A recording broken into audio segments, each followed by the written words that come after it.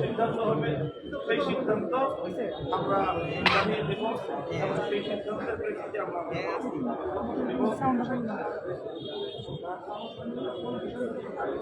ওলামা সম্মেলনের বর্তমানে যে পরিস্থিতি, এই যে তারা আক্রমণের শিকার হলাম এবং আমাদের হতাহত হলো এবং এইভাবে প্রশাসনের নাকের জগায় দিবালোকে রাষ্ট্রের বিরুদ্ধে যুদ্ধ ঘোষণা করছে।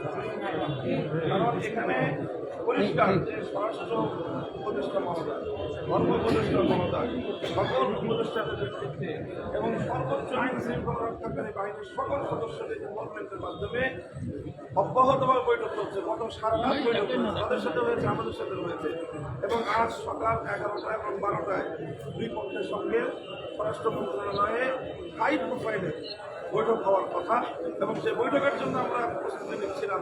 সেখানে আমরা কথা বলবো এবং আলোচনার মাধ্যমেই আমরা একটা মীমাংসায় পৌঁছব।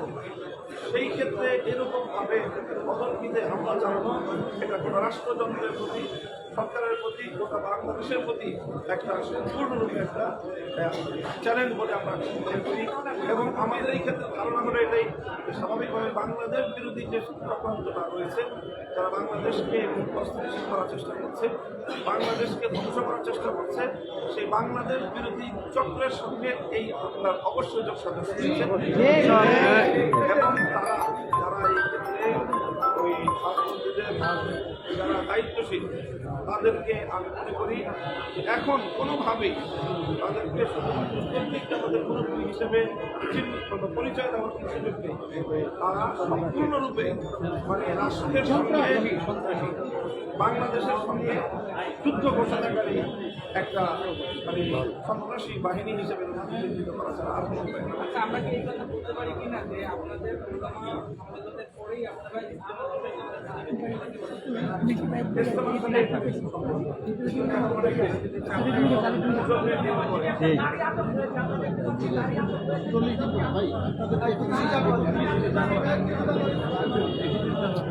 আমরা এখন এই মুহূর্তে আমরা কোনো প্রশ্ন উত্তর যাচ্ছি না। এই মুহূর্তে আমরা আমাদের জীবনের আরেকটা প্রশ্ন মামুন ভাই, ছোট একটা প্রশ্ন হলো যে আপনারাই তো ওই ইজতেমা ময়দানে আপনারাই তো ইজতেমা পালন করেন, সবাই মানি, সবাই আল্লাহকে মানি, সবাই ইসলামকে মানি, এই যে বিভক্তি, এই যে ভাই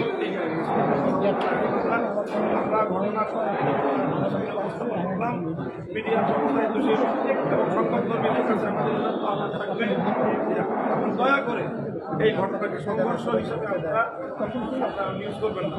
এটা একতরফা হামলা হয়েছে সেখানে এবং সকল যারা আহত শিশু, যারা নিহত সব এক পক্ষীয় আর আক্রমণকারী আরেক পক্ষীয়। এখন কারো বাড়িতে ডাকাতের আক্রমণকে যদি আপনি বাংলার ডাকাতের সংঘর্ষ হিসেবে চিহ্নিত করেন তাহলে সংবাদ মাধ্যম কোনোভাবেই আপনারা দায়িত্ব পালন করছেন না, বরং আপনার ডাকাতদেরকে আড়াল করার চেষ্টা করছেন বলেই আমরা দেশবাসী এটাকে এইভাবে কাজে আপনাদের কাছে আপনারা যাচাই করেন প্রয়োজনে।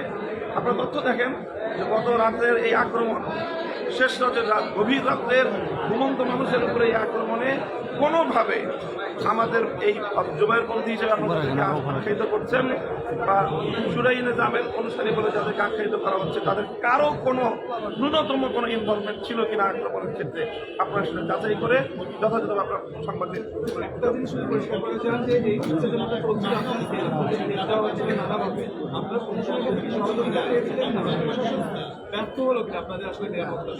অবশ্যই প্রশাসন আমাদেরকে গত রাতে নিরাপত্তা দিতে ব্যর্থ হয়েছে। অবশ্যই যদি তা প্রশাসন যথাযথভাবে দায়িত্ব পালন করতে সক্ষম হতো তাহলে কোনোভাবেই এই প্রাণহানি করত।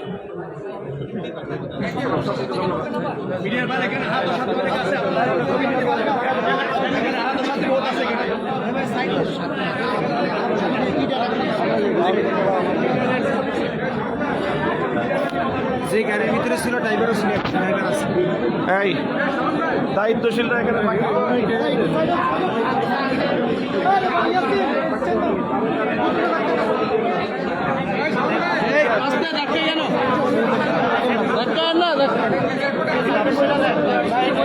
ভাই কেউ অন্য কেউ মিডিয়ার সাথে কথা বলবেন না, কেউ এখানে বিচ্ছিন্নভাবে কথা বলবেন।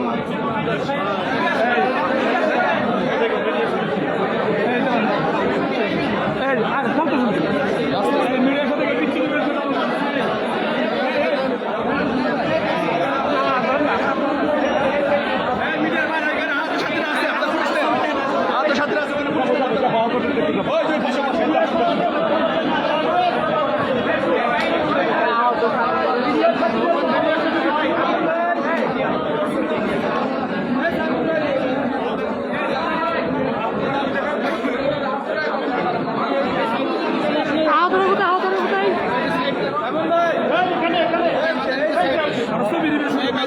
সম্মানিত ভিউয়ার্স, গতকালকে আহত লোকদের কাছে ভিডিও ধারণ করতেছি।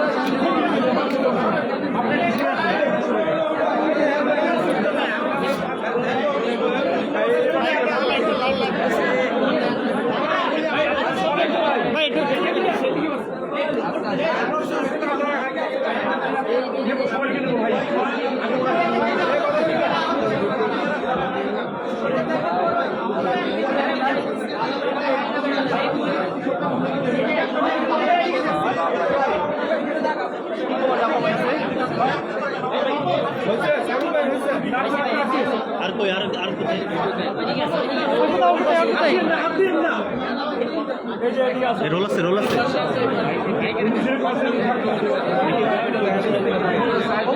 রোল আছে কিনা জিজ্ঞেস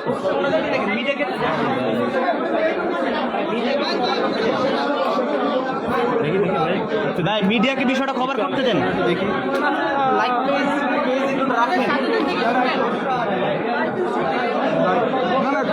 বসেন না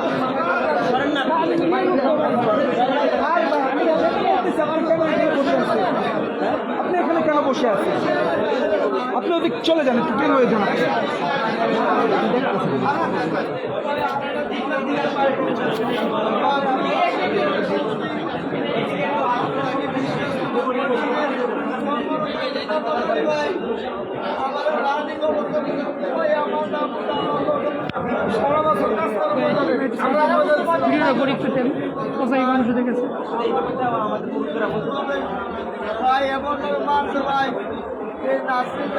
আমার হাতের উপরে দুজন মারা গেছে, আমার হাতের উপরে দুজন মারা গেছে। আমি ঢাকা মেডিকেল একবার ভিতরে ভালো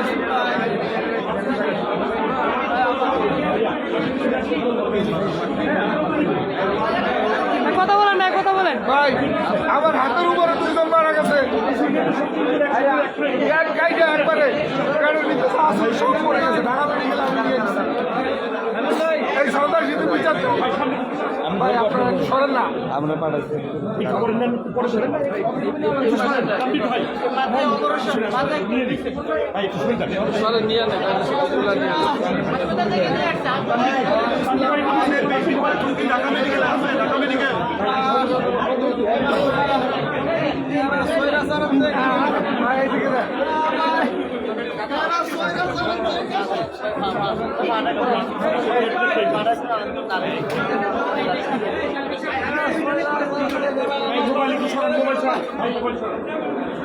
আমার লগে লুকুই রাখে।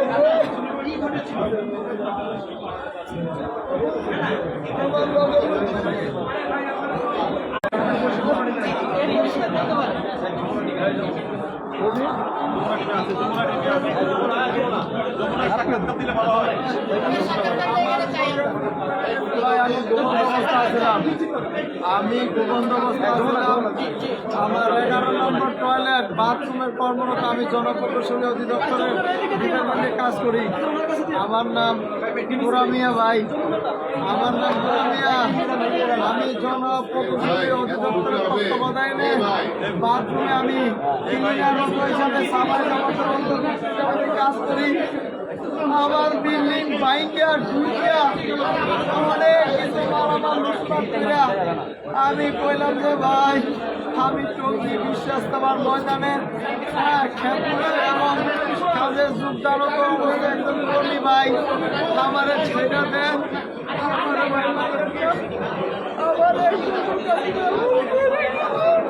শতমুখ মারা গেছে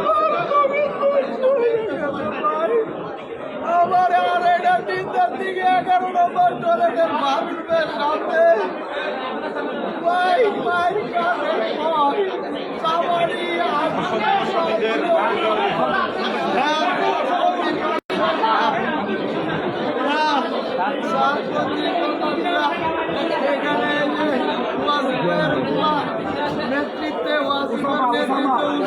এই শয়তান উসামা।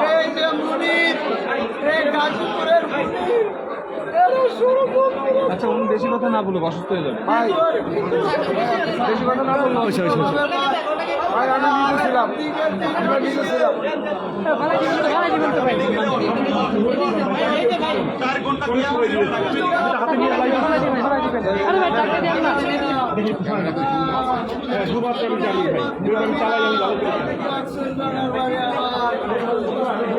আপনি সবাই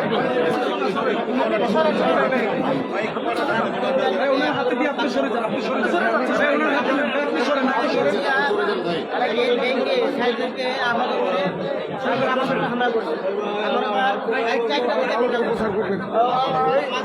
আমার হাতের উপরে লোক মারা গেছে ভাই, পেট কাইটা একবার ভালো পুরা মিয়া ঢাকাতে নিয়া ঢাকায় থাকে গোলাপশাহ মসজিদের সাথে, গোলাপশাহ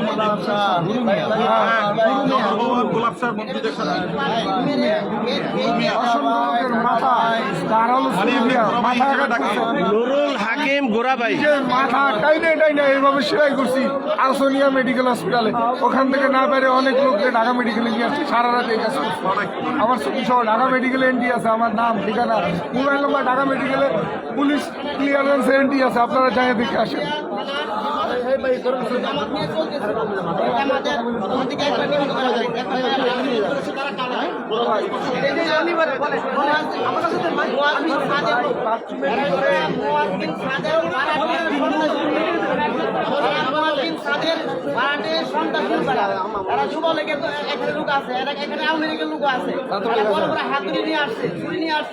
আমার জিম্মাদার সাথী ভাইকে ছুরিটা পাড়ায় পাড়ায় মারছে।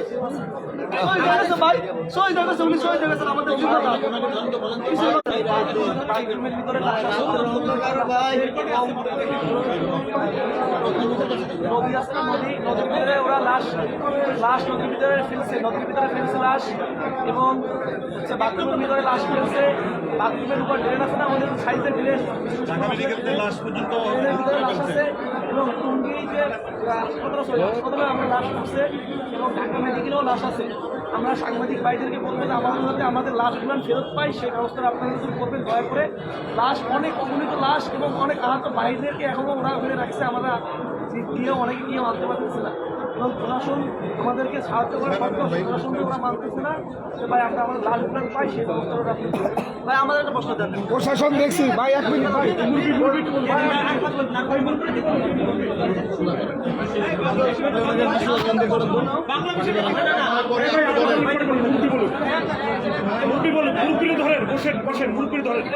অল্প করে বলেন, অল্প করে বলেন, অসুস্থ হয়ে যাবেন, অল্প করে বলেন।